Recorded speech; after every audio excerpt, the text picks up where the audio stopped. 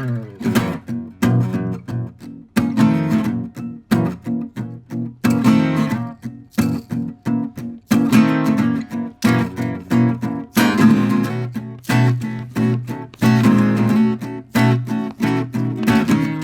back, everybody, to This Is My Bourbon Podcast. I am your host, Perry, and I hope you're doing well.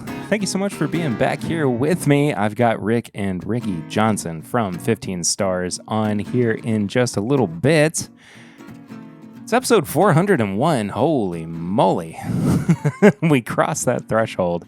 We are here officially into a completely new era of the podcast, I feel like. I mean, I feel like that's the case. I don't know how you feel about it. You could just be listening for the first time. You could be listening as maybe the longest time listener of the show. If you've listened since 2017 when the show first started and you're still here, please let me know, because I don't even remember at this point who has been around since then. Because I know that people have been around for a very long time. I consider them, the long-term community members of the show. But there's some folks that have come and gone, and then come back, and then left again, and that's fine. I understand. You got to do what you got to do, but regardless, entering into the back half of, we're definitely well into the back half of 2025. And as we, mosey into the beginning of 2026, things are shaping. Things are shaping. I don't know in what capacity, but they are. We'll find out together. But we normally kick off episodes with a segment known as Flying Blind. This segment, it used to be how I would blind co-hosts of the show with a pour of something, because I wanted them to get warmed up with a, just something I wanted them to try, or a sample or whatnot. Sometimes I'll have a sample myself, or it'll be things that I have never tried before, or things that I have had in the past and I have forgotten about and want to refamiliarize myself with.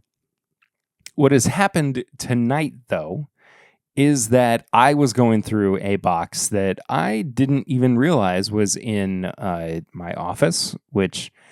this is not if you're watching the video version, this is not just a rented space. This is actually in my basement of my house. This is my office where I work out of, and I record the podcast, and I normally operate out of on a normal basis. Yes, it is a little bit messy. I apologize, but I have 2 small children and a regular 9-to-5 that pays the bills. I don't have a lot of time to do anything else to make it look any better than it does at the moment. You can see my guitars over here, though. There's a Telecaster, there's an acoustic, there's a couple. There's a Strat and a Silver Sky, if you're watching on the video version. But also, there's Snuffleupagus. There's the professor from not Mystery Files. What is it? Puppet History from Watcher. This is too much for anybody who's just listening to the audio version. But anyway, I was going through a box, and I found a box within the box that just had random samples in it of stuff that clearly has never been opened before. And I literally don't know what's in here. I have never... There is one... This is wrapped in bubble wrap. And, this is going to be the first one that I open. And I'm just going to find out literally whatever is in here. It could be the most peated scotch whatever, and I will pour it. But whatever is in here, I am going to drink. Okay, well, it's Hidden Barn, but it's at least a single barrel. Dadgummit. Who sent me this?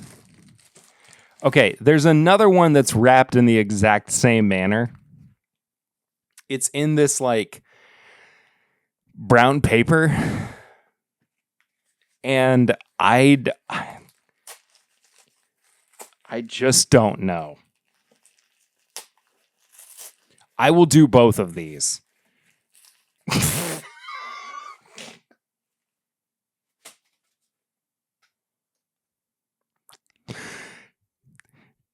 It's a different Hidden Barn sample. This one's 114 proof.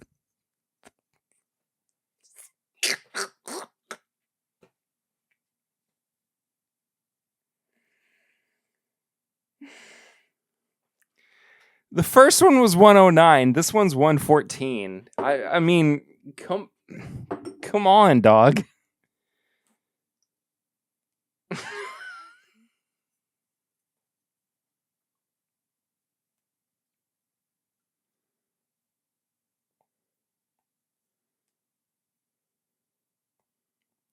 Why have I had these for so long and I'm not like, I don't even remember anybody sending these to me and being like, you got to try these. This is the best version of Hidden Barn.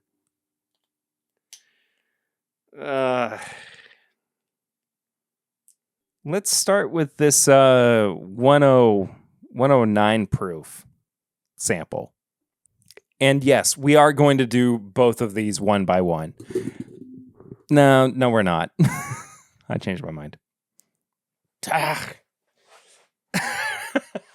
I'm trying to position myself just so I can get where I can, feel good about what I'm about to do.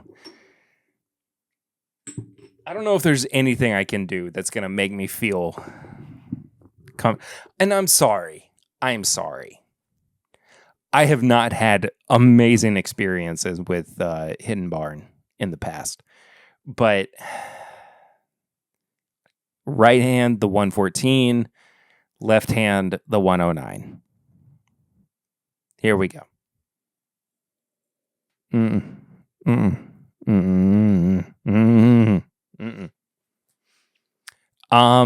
109 smells like, well, the 109 smells like a fried Oreo.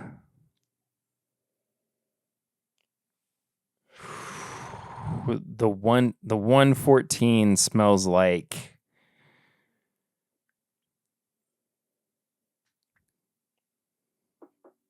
okay, this is way too specific. But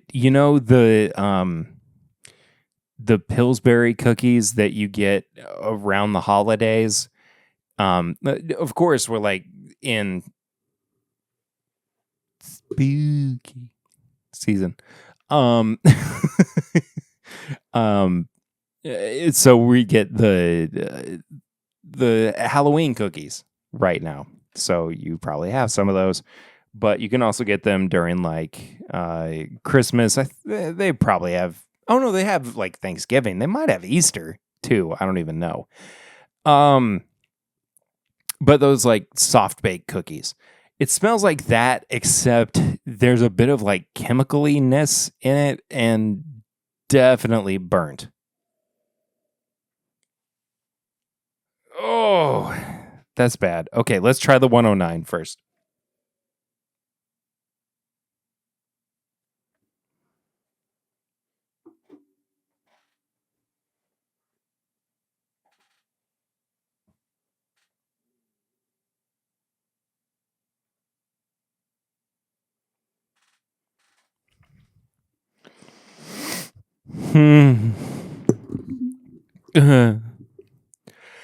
Let's try the 114.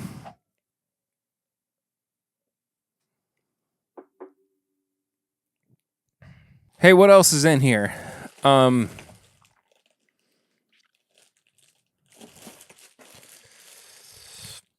um,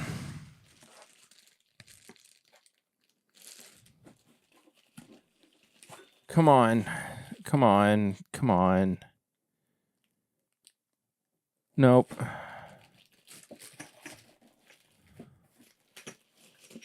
Wow, this is a whole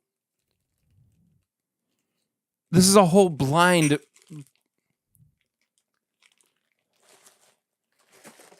Dude.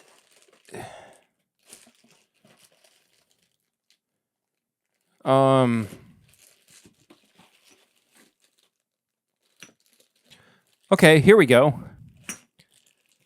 High West Double Rye Syrah finished 102.2 proof.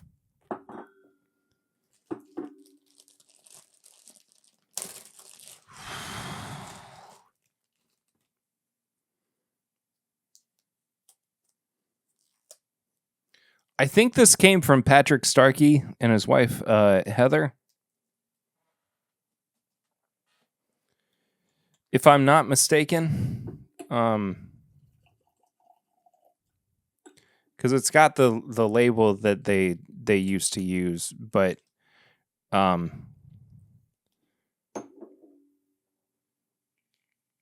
okay.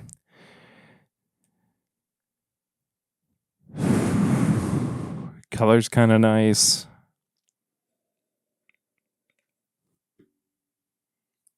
Oh, it smells like a really good rye. Syrah finished. Okay, so anybody who doesn't know, if you're just stuck in whiskey world, kind of sounds like a really nice place. A Syrah is a type of wine. So this is a wine finished rye whiskey at 102.2 proof. It is present, but it is not overpowering by any means.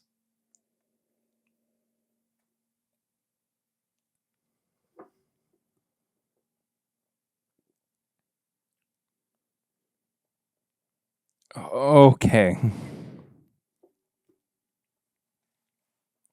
Taking a sip of that feels like I have been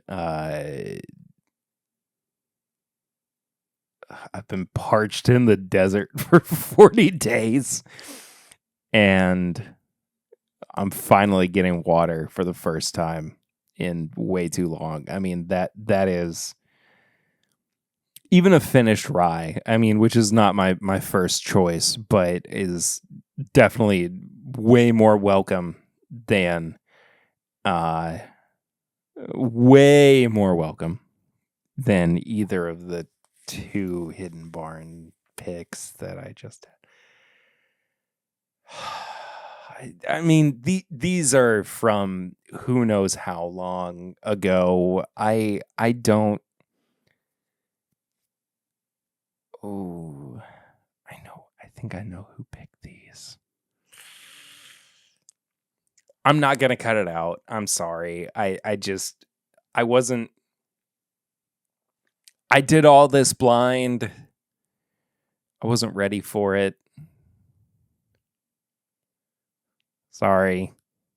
It is what it is. Anyway, let's move on to what I've been drinking recently.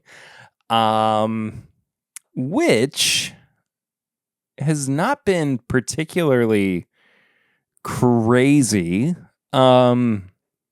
Last week on the Patreon, though, I did open the new Elijah Craig Barrel Proof, the C925. I have gone back to it a few times.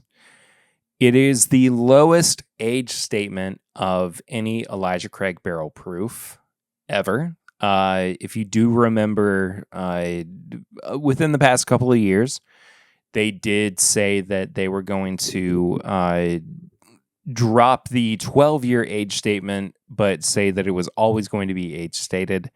And this is no different, of course. In the past, they've had 13-year-old bourbons. They have had 12 years still, but they've also most frequently had 10 or 11-year-old age-stated bourbons in the most recent releases over the past couple of years. And this newest release is 9 years old. It is at 129 proof, and I feel like there is not an insignificant chance that there is quite a bit of older whiskey in there, even if there is a good chunk of 9 or 10-year-old barrels. I mean, of course, we know that there is at least 9-year, and I think it's like 9.5-year-old bourbon that's in there. But even if it is, 9 or 10-year-old bourbon at the bulk, there does seem to be a fair amount of 14 or 15-year-old bourbon in there that is helping to elevate the younger whiskey to balance it out and make it feel more like older batches that, it at least, gives it a chance to survive. I don't know what my favorite batch is yet. I will be doing either an episode or a live stream soon where I taste all of the releases of this year's Elijah Craig barrel proofs and all of this year's releases of the Larceny barrel proofs.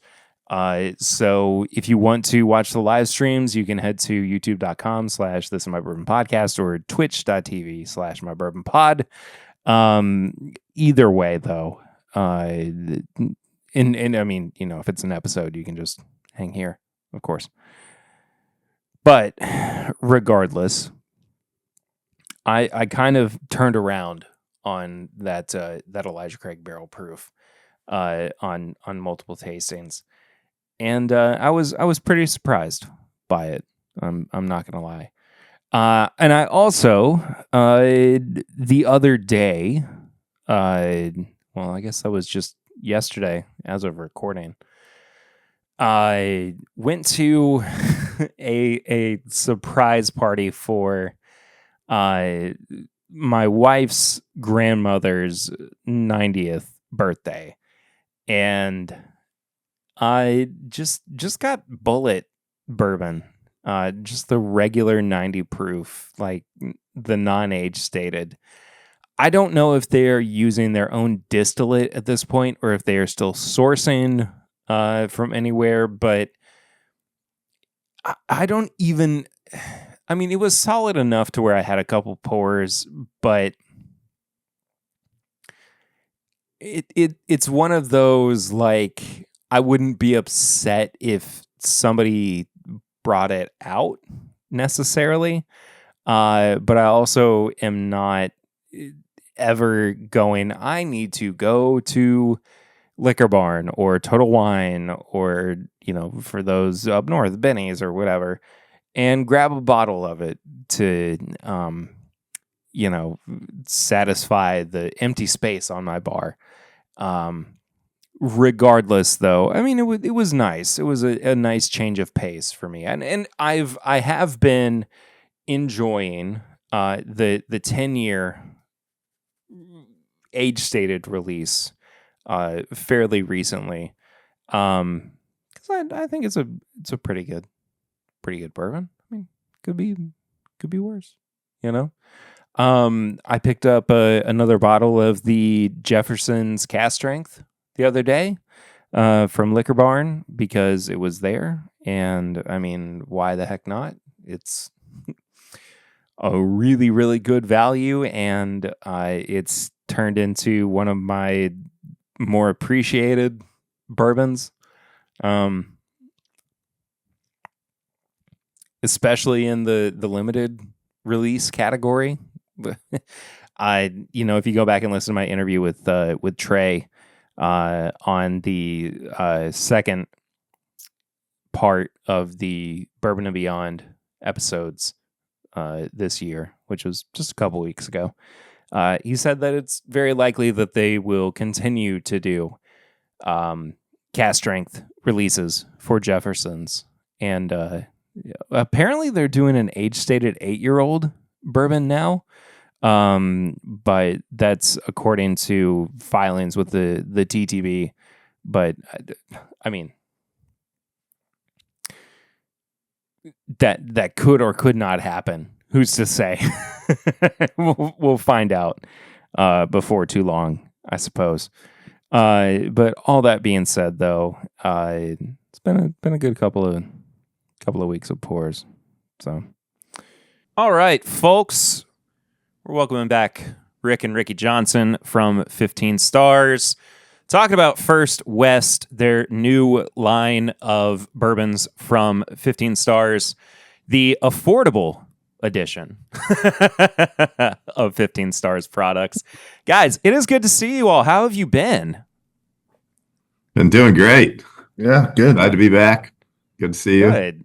As you can tell, I'm a man shorter this time. I don't have a co-host anymore. I'm flying solo, but it's not gonna. Doesn't matter. Doesn't matter. We're still going to be operating at full capacity. Well, it'll be easy to steer. It'll be easy to steer the ship. Sure, something like that. It doesn't matter. So let's dive right into it. Let's talk about the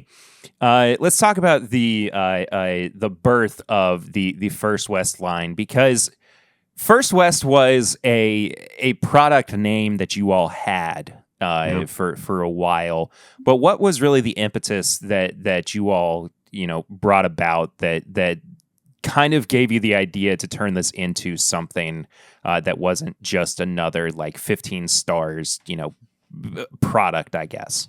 Yeah, maybe I'll just kick off with it, and Ricky can fill in some holes, and then but we we really First West is really leaning into where we thought we would go at the very start, right? So we've been distilling for 6 years, and we started with some unique heirloom corns, some corns like these little guys, black ones, red ones, right?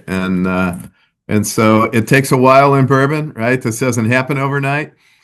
So really, we have some of those corns for the first time, right? In this product, and so we always knew we'd be more approachably priced, and have some really unique corns in the mix. And so we're really kind of going where we thought we'd go at the start. The 15 Stars was kind of our diversion. What do we do in the meantime here, right? And so we went out and sourced some really amazing aged liquid, which we have a nice inventory of 10 to 20, 21-year-old now, I think. So 10 to 21-year-old liquid that we've been putting in 15 Stars. And while you mentioned that this is much more affordable, we really, and those ran from $139 to $279, which obviously are not everyday drinking bourbons, right?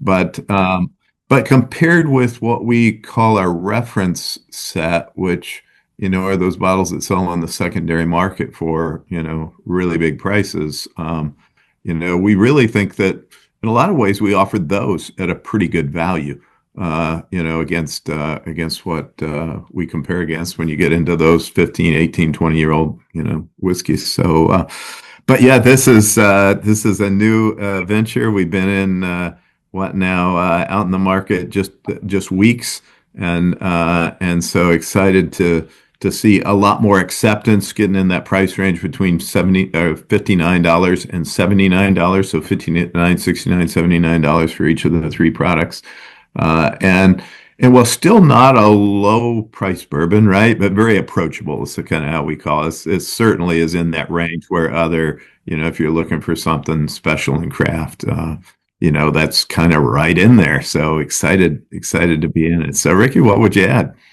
I think it's a pretty good summary of why we got into First West. But yeah, the main part of that in the First West lineup that I get really excited about is the introduction of our corns, those heirloom corns that we started distilling way back in 2019. And it's like my dad said, you got to be patient. And we're semi-patient, and then finally we have the opportunity to use these corns that we have been sampling over the years and following, and know that they're aging well and tasting great. So it's great to finally incorporate those into the blends. I think it's fair to say we're not patient at all, but we're learning to be patient, right? Absolutely, yeah. But the other nice thing about these is, everything we got to learn at 15 Stars, and we were lucky enough on our first release with 15 Stars to be one of 3 finalists for Best Bourbon of the Year at San Francisco. We've gone on to be, our last release was a Best Bourbon at the Barleycorn Awards, our artisan collection. And in between those two, we've had 24 recognitions of a Best of Bourbon, a Best of Rye, a Best of American Whiskey, a Best of, blended whiskey. So we've won 24 of those Best of or finalists for Best of, like that very first one. So wow, what a 3 years for us. It's been kind of amazing. And we really got to learn and explore and know blending in a way that, had we started with just First West,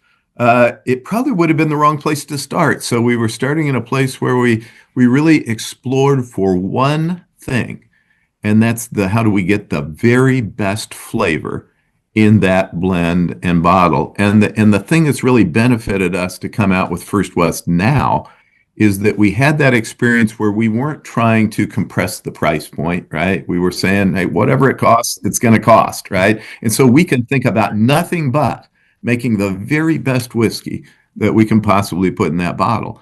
And so we got to learn so much, right? And we got a really diverse inventory. And the great thing is we've been able to put that experience into these bottles.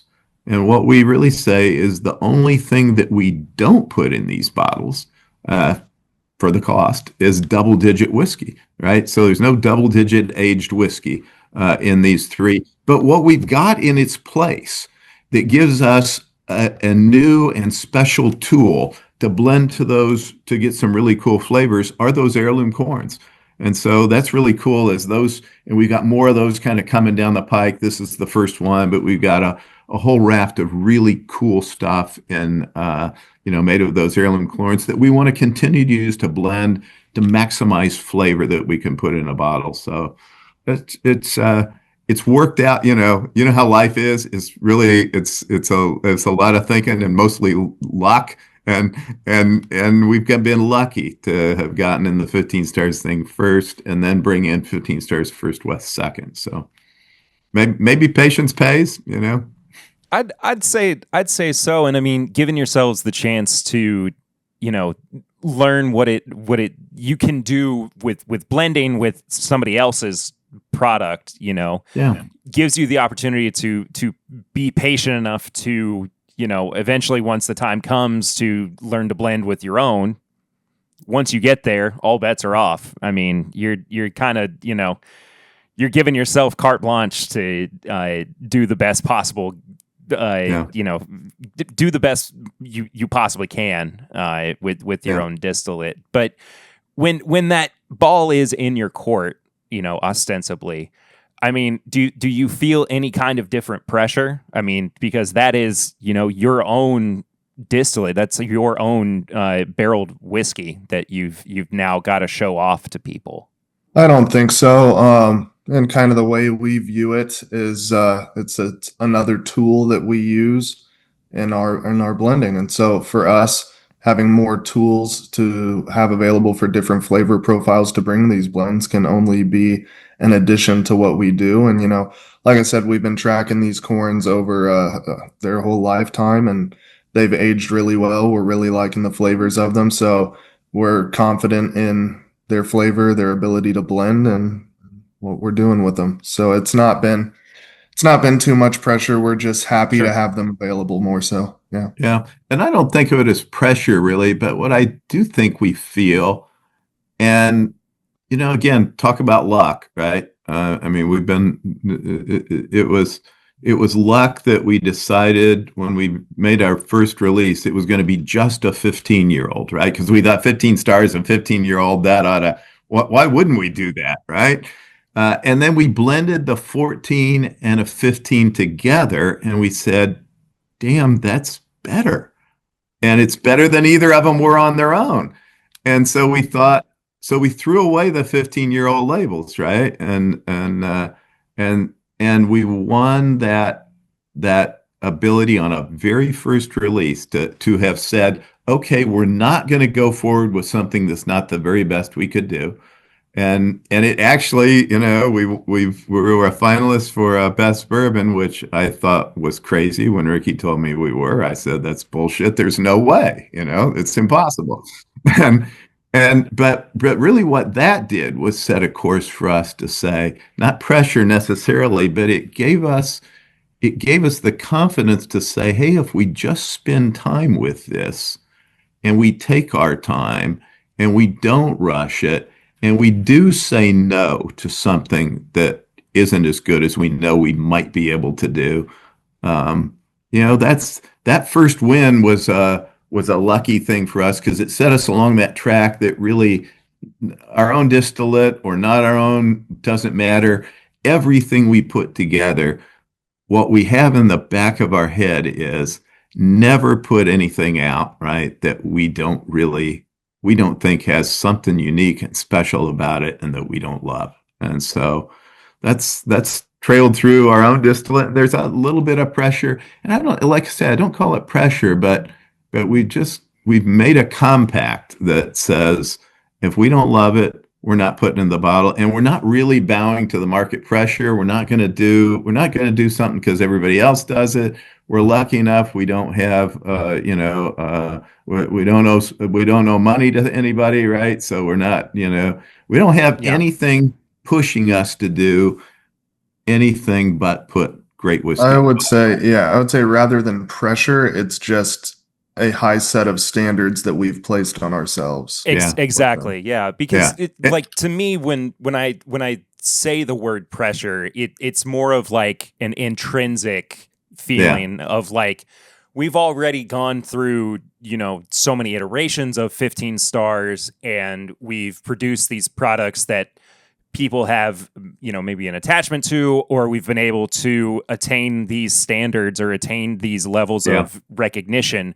So how can we still create, products that represent us in such a positive light in the same way? But, the whole point being that, you're not working with the same set of tools as far as like distillate, but you are working with the same hands or the same palates, right? I'm talking with a little bit more flowery language than might be people might, get a little bit lost in the weeds. But what I'm basically saying is you all are still the blenders, and you're still going to the table with, those set of tools in hand.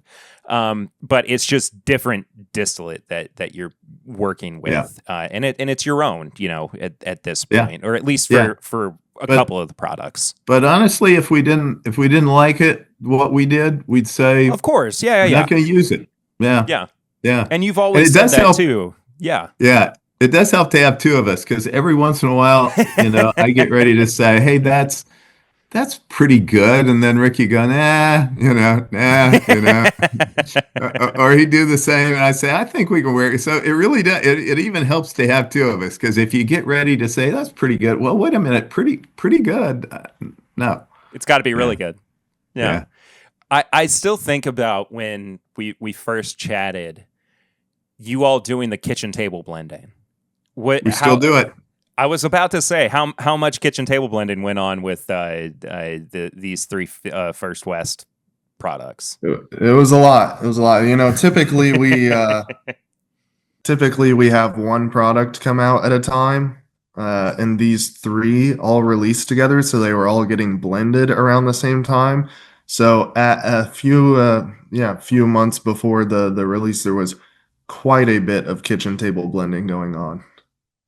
It was a cool experience because, getting to it kind of differently than a single product, getting to create a lineup at once rather than a bunch of individuals. So kind of what different spaces each of those products take up and how they compare to each other. And, I think part of what I like about them is they have different flavors and they all provide something different. And it was kind of created in that way to give it, there's kind of something for everyone between the three of them.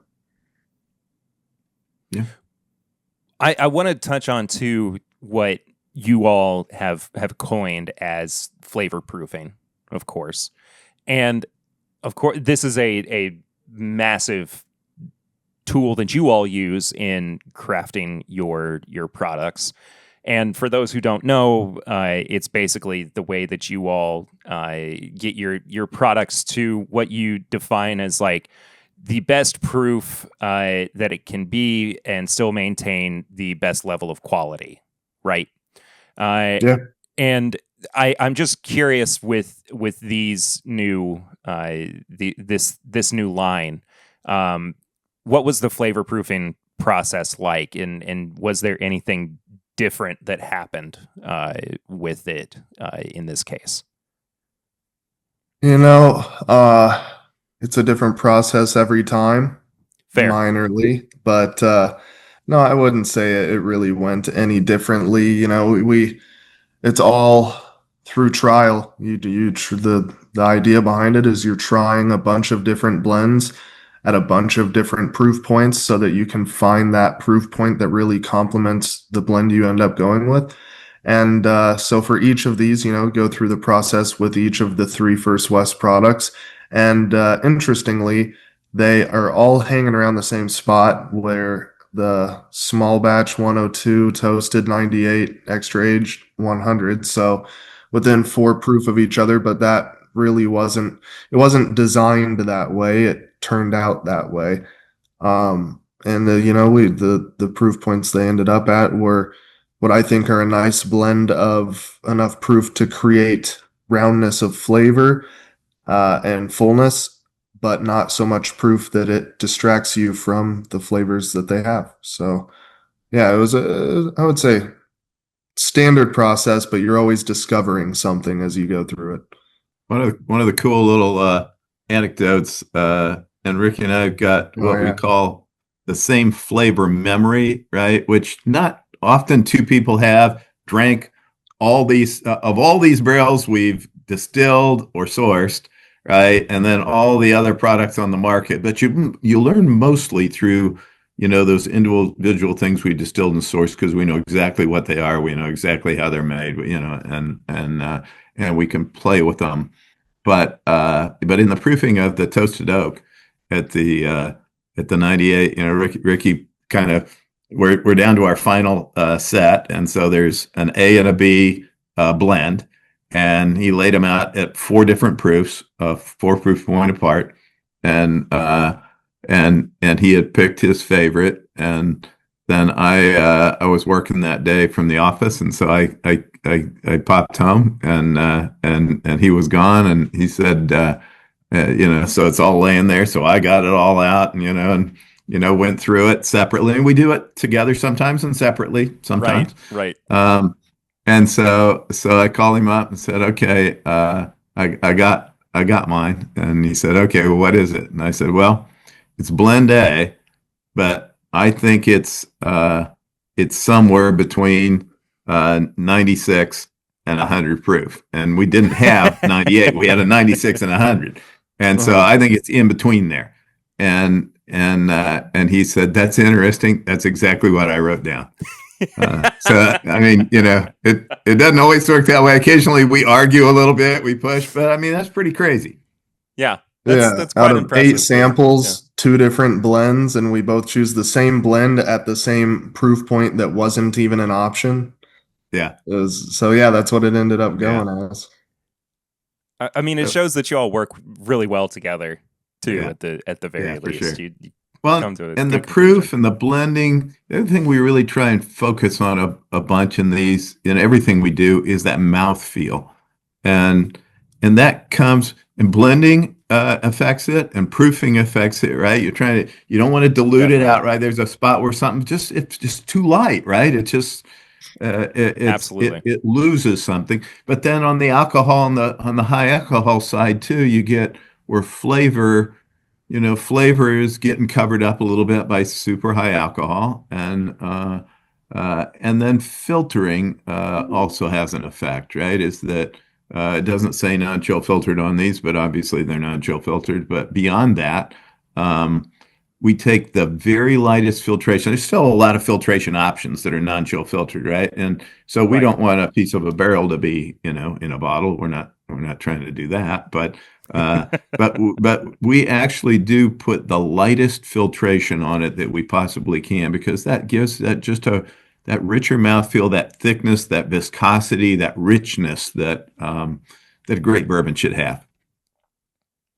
I think, and I'm sipping on the toasted right now too, but I to that point, I mean, it really at 98 proof doesn't seem like it's got, it doesn't drink like it's missing, a mouthfeel or anything. To your point, and to everybody at home who might be watching or listening, this is a really solid product. And I think too that, it's so funny because like right before I reviewed this, and this was a few weeks back, I said, like openly and publicly, that I was getting burnt out with toasted products.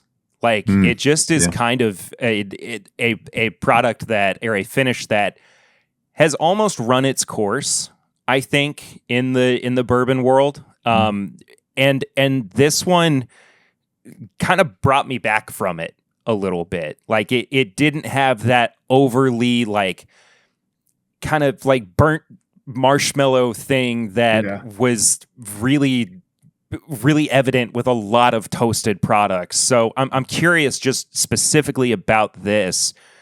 What was the finishing time on it? What did you all do differently with your toasted bourbon this time around? So to your point, I know exactly the flavor you're talking about. I agree. There's a lot of toasted products I try where it has that toasted profile to it that a lot of the toasted products share, where it almost can get to where it seems like there's like flavoring added.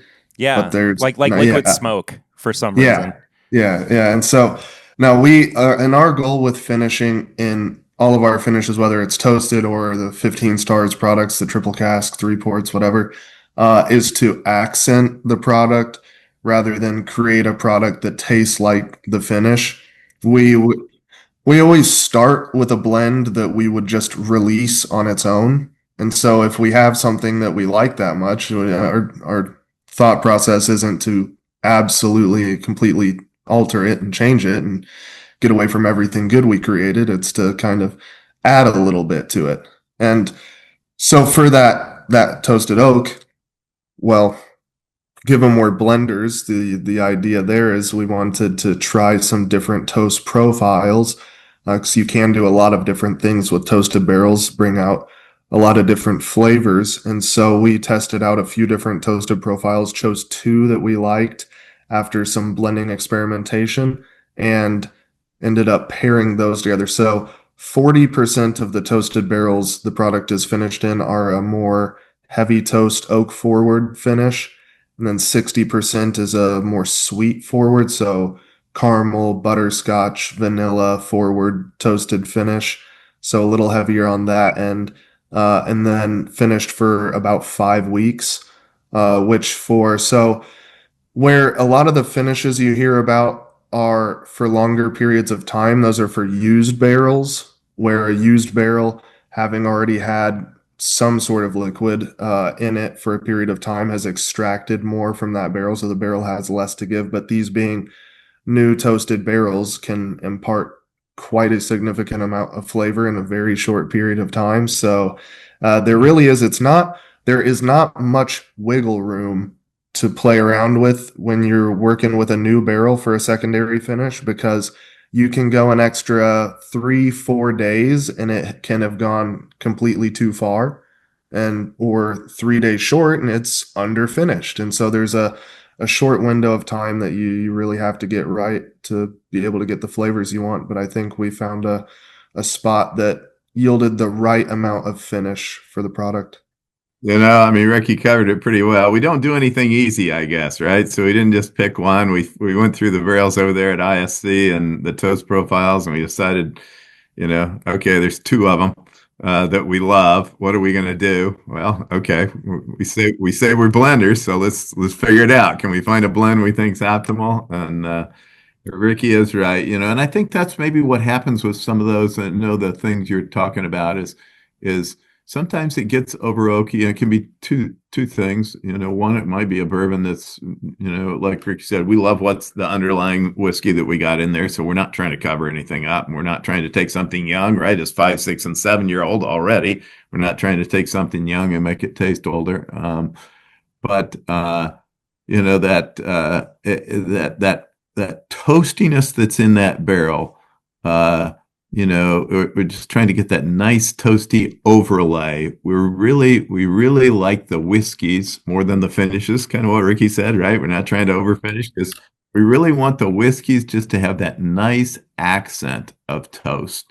And we're pretty happy with it. We're in process. We have another group of toasted barrels sitting down there in Bardstown, going through its process. So we're doing it exactly the same way. But what we are going to play with, we're going to keep, like Ricky said, we're going to keep a watch on it, because what we're trying to understand too is what's the effective time of year in that, right? So we're going to watch it like a hawk to say, hey, what's the difference? When were the other ones done? It was probably June, and so this is going to be a little cooler, and so does it need another day or two? So we'll be watching it. It'll do something different in January than it will in July.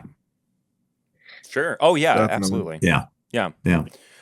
Let's talk for a second too. I mean, not obviously just a second, but about the aesthetics of the First West line, because I think that first of all, it's a bold step in a different direction, away from the 15 stars bottles. Yeah. The blue glass is very, very well highlighted in all of the press that you all have put out around First West.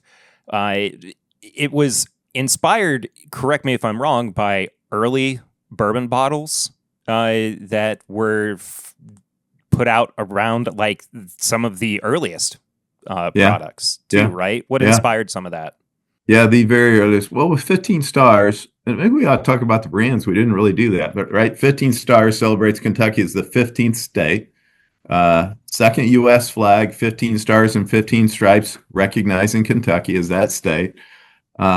First West, and so I guess, well, how should we go about this? Maybe, we'll just hit it. First West, First West celebrates Kentucky still as America's First West. So you've got Daniel Boone leading the settlers through the Cumberland Gap. This is our inspired version of the very first of the painting by George Caleb Bingham of Daniel Boone coming through in 1775, leading settlers into America's First West, the first state west of the Appalachian Mountains, the first, first patch that's through. And so we've gotten into history with this a little bit. The top here is a 15 stars Kentucky token, minted in 1795, representing Kentucky as the 15th state. Shows up here on the neck as well, where it says crafted by 15 stars. It actually crafted top to bottom. So the bottom's got what's the reverse side of a George Washington success token, also minted in 1795, also with 15 stars. So it was really a part of American history. Bourbon's a part of American history. But these guys came through there in 1775. How did you claim ground in what was then Virginia?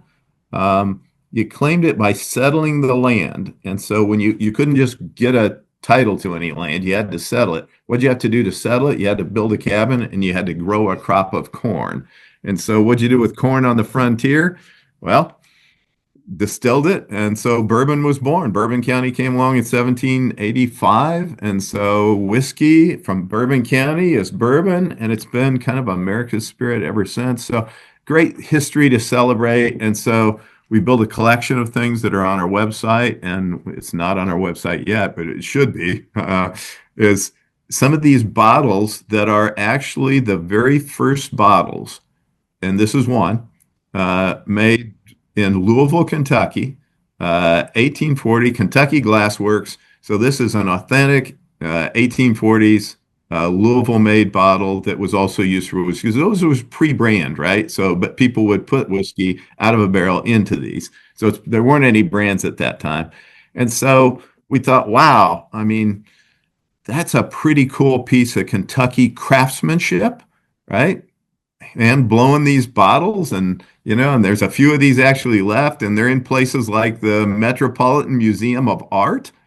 And nobody's used this bottle. I mean, it kind of blew us away that it's still open territory. And so we thought, well, I mean, we're into the history. It's part of that, that history of craftsmanship and artisanship that has built the bourbon business, as well as, just that artisanship in Kentucky, which was really, really, really strong in those days, and in bourbon still really is, right? But we didn't make it kind of like our bourbon. We didn't do this bottle exactly, right? We could have taken that and said, hey, let's just make one like that. But we said, hey, how do we get inspired by that and make something that really fits today? And so it's got all the attributes of that old bottle, but a little cleaner, sleeker, modern look, right? And kind of how we make our bourbons. We're inspired by the old craftsman that made the bourbon, but okay, we'll blend 2 toasted oaks, or in 15 stars, we'll put this crazy corn in it, or I mean, we feel free to. We don't want to get too crazy, right? We want it to still be we're still trying to produce an outstanding bourbon, but we want to explore the edges of that, right? While we're doing it, we don't want to just make what the last guy made. So right. We did it. We did that in a bottle, and we're excited about it. We'll bring out a product in a bottle that will be a slightly different bottle of this next year. That'll still be a blue bottle, and still with that same aesthetic, but it will set itself apart, and we'll bring out probably our top of the line 15 stars, something even above that will approach or go beyond 20 years. And so we're still playing. So we're not done. We're not done yet. We're exploring. That's kind of what our bourbon's for, is for explorers, right? For those people that are exploring the boundaries of their world today. So we're trying to be that. Bottle's part of that.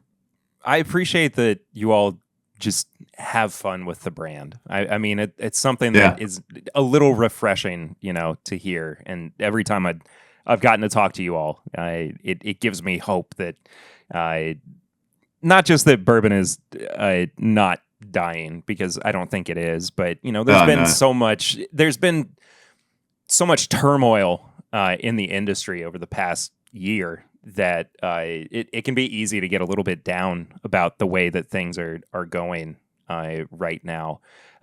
So it's just good to hear from people who are, not just taking history and kind of reinvigorating the excitement for it, but also taking what you all had as part of your own,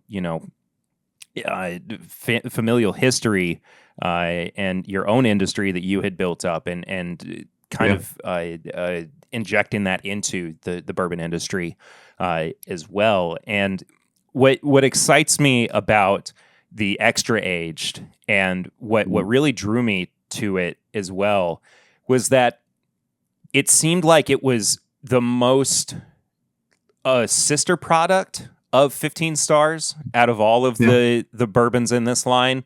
And when I first saw it, there was a part of me that went, this felt like Rick and Ricky couldn't stop themselves from just doing like a 15 stars junior.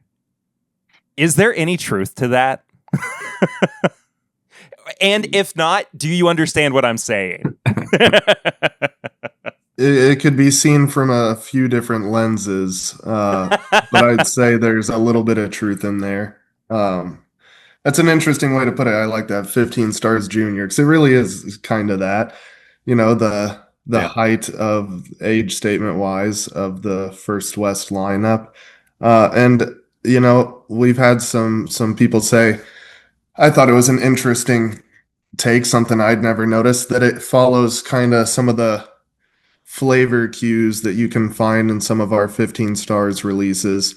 Follows some of the a little bit of the style. I've never thought of us having how some people have a producer style or whatever. Like from Beam products, you get whatever flavor. From Heaven Hill, you get whatever. And I mean, us as blenders, it's harder to characterize that because we're using products from a ton of different places. But what I was told is it carries a kind of citrus note that a lot of our other products here. I definitely get the citrus note. And once it was mentioned to me, I'm like, you know what?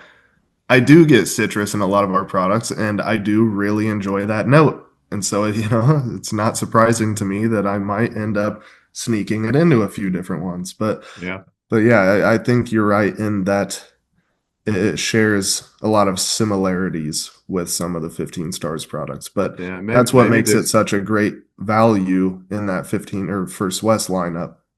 Yeah, and it's interesting off our I do website get anyway. citrus in a lot of our products, and It's I know it's the best seller of the group. It's not surprising. And maybe a lot of people are sneaking into just a few saying, "Hey, different we, ones, we but kind of want it you're 15 right stars. in Just that give me that one. Let me try that one." And charities with some of although the 15 stars products. what's really That's a great interesting too is that, value in that 15. and this blows us away a little bit.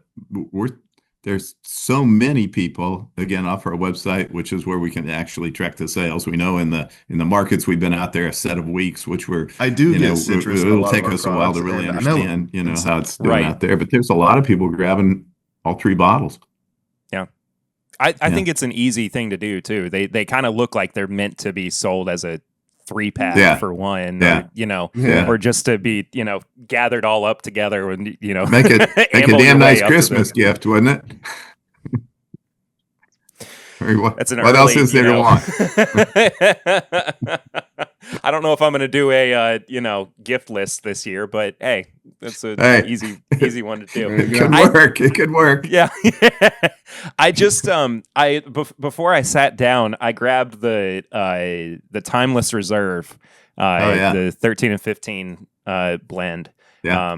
And I'm glad I did because I just thought maybe I'd compare it to it just in this moment.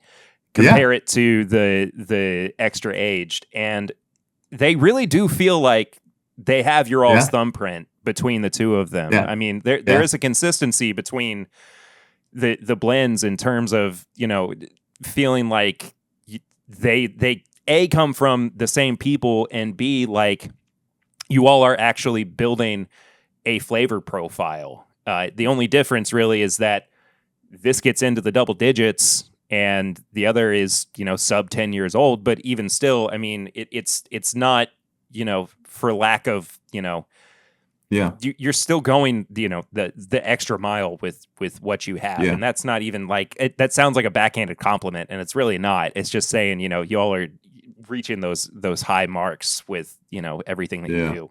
Well, appreciate that. What we really want to be sure is that, and for us and for anybody who grabs one of our bottles, is that it's the kind of bottle that you can take it for a special occasion, or even if you're just kind of hanging there by yourself, you can sit back and enjoy a moment and really, really relax and really, really, really, really enjoy it. And it's those moments are, whether it's friends and family hanging together, or where it's just a little bit where you keep the world at bay for a little bit. Those both of those are pretty darn good, aren't they? I have no complaints. Yeah, I have absolutely no complaints.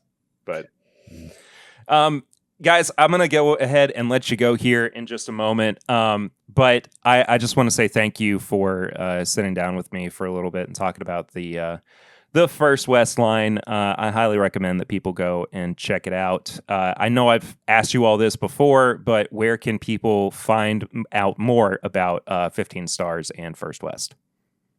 Yeah, so our website, 15stars.com, is a great place to start. Probably has the most information in one place, as you would expect.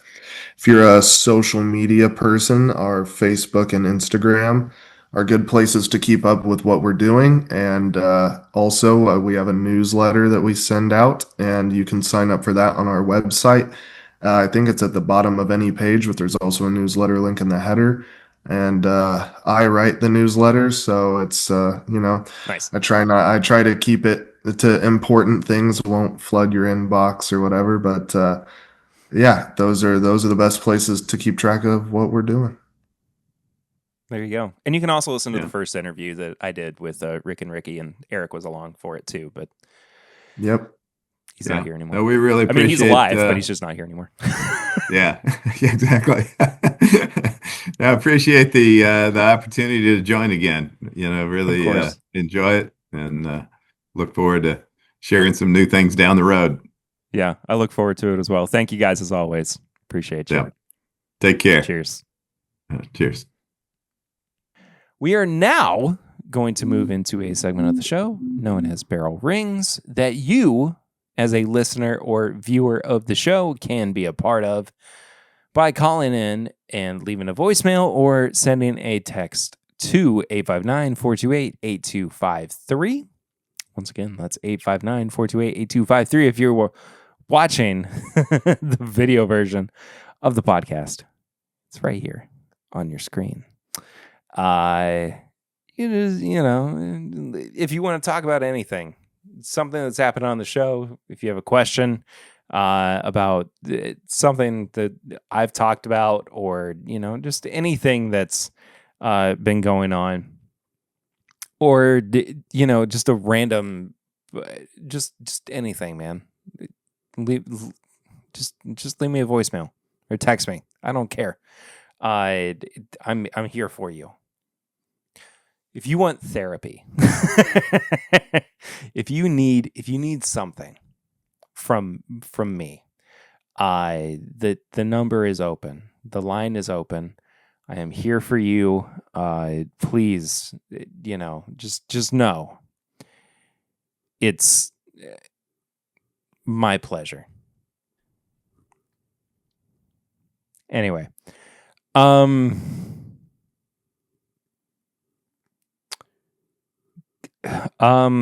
this guy's Eric Smith. I don't know. Anyway, he left a really, really long voicemail. Let's see what he had to say. Oh my God. That's what I sound like on that thing. Hey babe, how's it going? I just wanted to call in, say miss you all, and that I have to make a formal apology to a lot of our listeners. Well, in the past, I guess, for my actions. I know there was a huge album drop recently. And the last time this happened, I went pretty hard on it. I wasn't a fan. I thought it was funny. I thought some of our diehard Swifties were going to murder me, but I'm taking my time now to apologize. Taylor made me a believer. I mean, I 100% am all in on the lyrical genius of our generation. And that's coming from somebody who, their favorite song is about Nookie and cookies, and, I love Weird Al.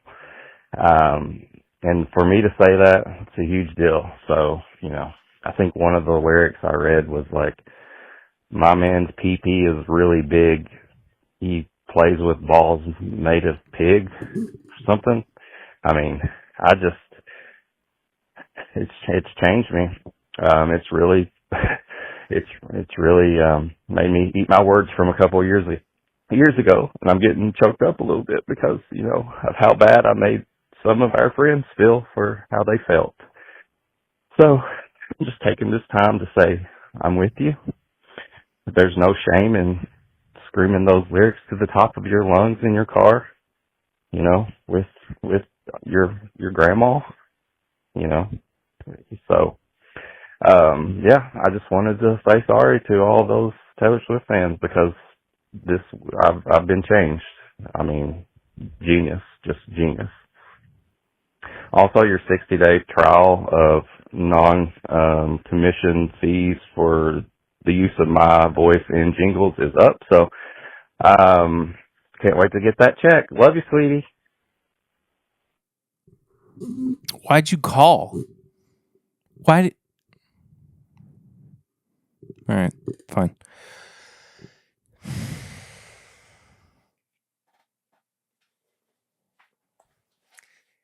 Now, not to piggyback too hard off of what the Whiskey Mutant said there, but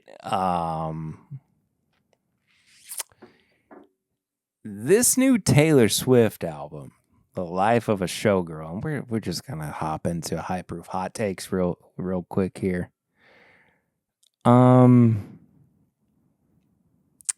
It ain't good. I really don't think it's good. And here is the genuine criticism from somebody who is a musician and has listened to her music for a long time, of course, and probably, been colored in the wrong light because I publicly, at least on this show, I got caught up in just being like, I don't know. But at no point have I ever tried to be like, misogynistic about her because I just don't like her music, or at least her recent offerings. This album feels like it is trying too hard in many ways, and is also insistent upon itself. I don't understand the theme of the life of a showgirl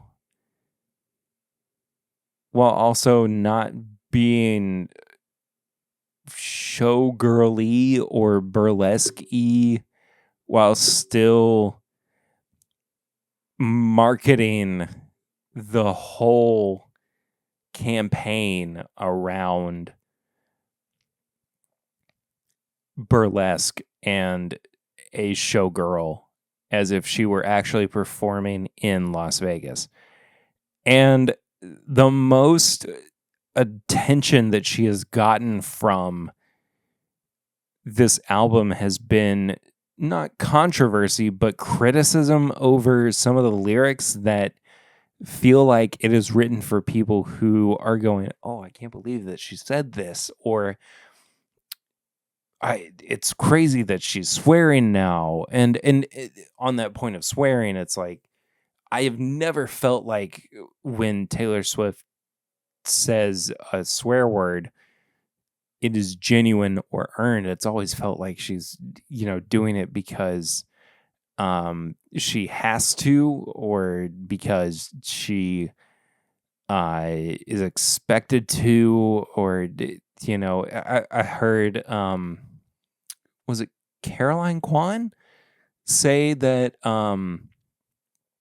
it was like a Mormon swearing for the first time, and that really kind of hit home for me. And there are aspects of this album that I've enjoyed. Like I think the instrumentation is great. I think the production is really good. Like I was actually able to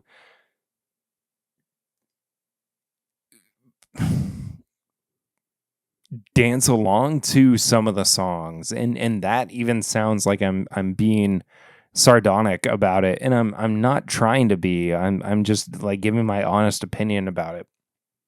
I really do mean, like, there were a couple songs where I was like, I vibe with this. Like, this is a kind of a bop, as the kids say. But it's not it's one of, for me, like one of her lower tiered albums. And it in particular seems to just rely on like you being heavily online and being able to reference meme culture and being able to understand what it means to be canceled or her state of being canceled. And like, I've been canceled in the bourbon sphere before, the bourbon content creator sphere before. But I don't create music, I guess, around it, but or ask anybody to, give me sympathy about it. Like, I moved on afterwards. And this album just felt so, I guess, like the best way to put it is like insistent upon itself, that if you don't get it, then you weren't able to survive within the culture or whatever. It's just, it's too much and not enough at the same time.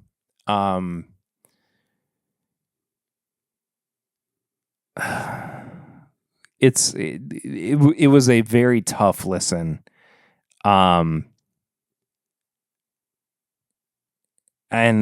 I gave it a as I was talking about it with my wife, I said it's a very low and soft 4 out of 10. Not great. Not a great album. There's a lot more things that I would rather listen to. So, High Proof Hot Takes. Not the best Taylor Swift album out there, unfortunately. But tips and bits, though, stuff that I have been watching, reading, listening to, playing, enjoying, that I would recommend that you also check out, just because I think it would help you, have a good time, I guess. Tonight, as we do for the spooky season, we we watched for the first time the Muppets Haunted Mansion, which is on Disney Plus. And I'm not saying, sign up for Disney Plus just for this, because I mean, it's really fun. I love the Muppets. They're one of my favorite cultural touchstones out there. They're funny. They're referential. They're just wonderful. But it's great. It's just a really fun, like, what is it? Almost an hour watch. I think it was like 55 minutes watch for people. It's just something fun. I mean, if you're looking for a light, a breezy, somewhat spooky, but also not, gonna make the kids feel like they're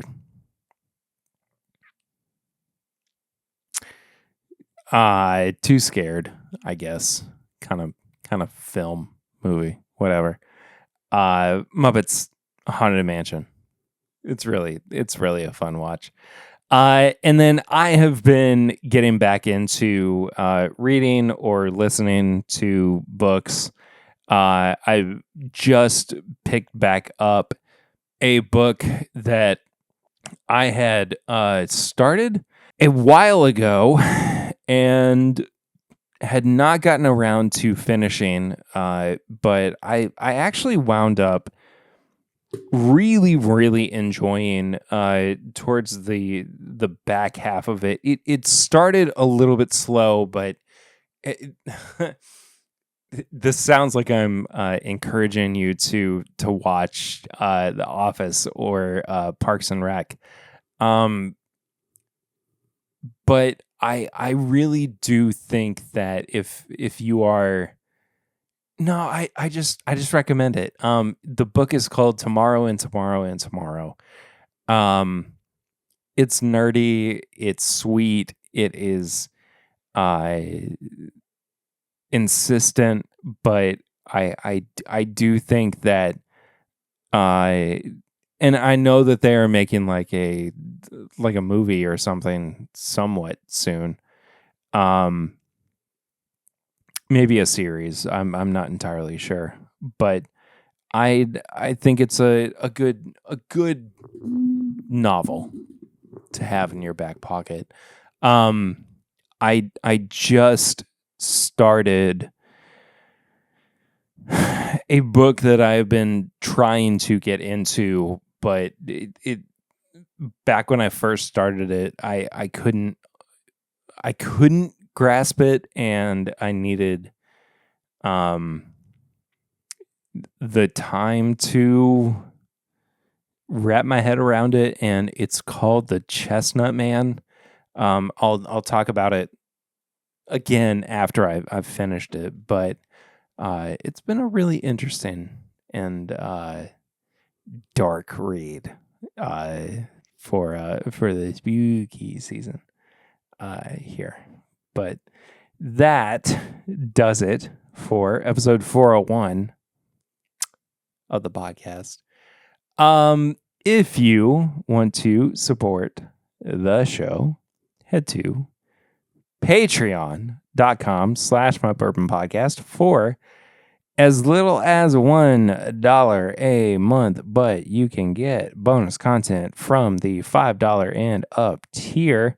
We got a new free member who just joined. Laurel Hervey joined as a free member. That's not who I was trying to thank the last couple of weeks. The last couple of weeks, I was trying to thank William Hines because they joined as a paid member of the podcast at the end of the episode after you join as a Patreon subscriber. You get a thank you, of course.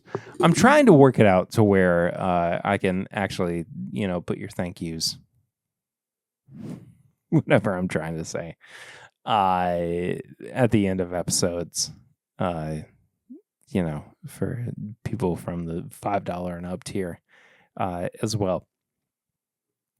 But you can also follow the show. If you listen to earlier episodes of the podcast, you understand that you get bonus content too for supporting the show. But you can also follow the show on all social media at My Bourbon Pod. You can find all of our apparel and merchandise at bourbonshop.threadless.com. But you can also send questions or comments to This Is My Bourbon Shop at gmail.com. You can leave us a 5-star rating and review on your podcast app of choice. We read all those reviews on the podcast itself. The Apple app is quitting on me. I was trying to see if we had any new reviews, and we in fact to This Is My Bourbon Shop. Do not at gmail.com, which is fine. You can leave us a 5-star rating and review on your 5-star app of choice. Reviews. Read all those. You have not reached out yet. The podcast itself. going to send you, at Bourbon samples. Shop. But .threadless.com. You can Yeah. send questions or That comments window's still to open, this is I guess. my bourbon shop at gmail.com. You get 2 people who left. we also have a PO 5-star box if you want to app send of choice. samples or Read all bottles those or reviews. mail of any And, kind. That PO box is 22 Lexington, Kentucky at Bourbon 40522. .threadless.com. You can send questions. It's open or for now. comments to I this don't is know my how bourbon long. shop It's going to be at open. We'll find out gmail.com.